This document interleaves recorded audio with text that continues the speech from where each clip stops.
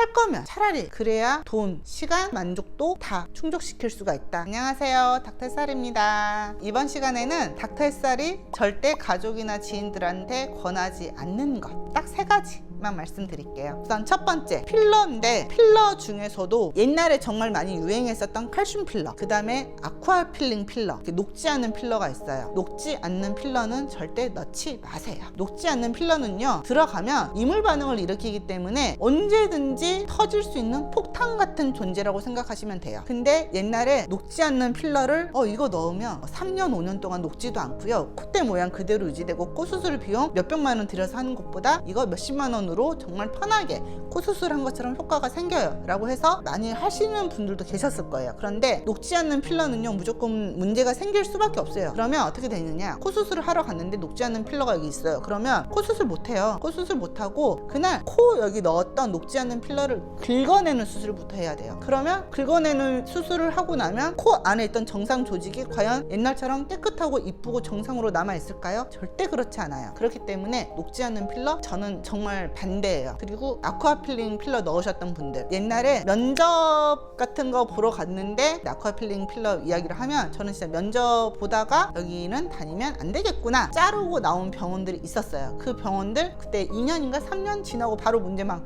생기고 그랬었어요. 저는 진짜 아쿠아 필링 필러를 제 손으로 넣어본 적이 한 번도 없어요. 저는 다 거절했어요. 그래서 아쿠아 필링 필러는 저는 오히려 지금 제거해주는 일을 하고 있어요. 얼굴뿐만 아니라 가슴, 엉덩이에 아쿠아 필링 필러 넣으셨던 분들 이동해서 와요. 막 가슴에 넣었는데 흘러가지고 막 배꼽에 옆에 고여있고 허리 옆에 고여있고 그러면 막 짜내가지고 진짜 막 젤리처럼 푹푹 나오고 그 정도로 오면 정말 다행인 거예요. 안에서 썩어가지고 오시는 분들도 있어요. 그러면 정말 그걸 막 긁어내는 거예요. 아쿠아 필링 필러는 그래도 그렇게 짜면 젤리처럼 푹푹 나오기라도 하죠. 칼슘 필러는 정말 절제하고 들어가서 진짜 제거해야 돼요. 너무 힘들어요. 그렇기 때문에 녹지 않는 필러는 저는 절대 권하지도 않아요. 권하지 않는 시술 두 번째는 이마 지방 이식이에요. 저 지방 이식 해요. 그런데 이마는 진짜 권하지 않아요. 이마 같은 경우는요, 다른 곳이랑 다르게 주름이 좀 극단적으로 이렇게 좀 탁탁탁탁 보이잖아요. 근데 이마 주름이 가로면요, 근육은 세로로 되어 있거든요. 이렇게 하다 보니까 근육이 이렇게 짜지면서 이마 근육 주름이 이렇게 오는 건데, 그러다 보니까 이마에 지방을 넣어가지고 오면요, 나중에 몽글몽글하게 좀 뭉쳐 있어요. 정말 심하신 분들은 10년이 지났는데도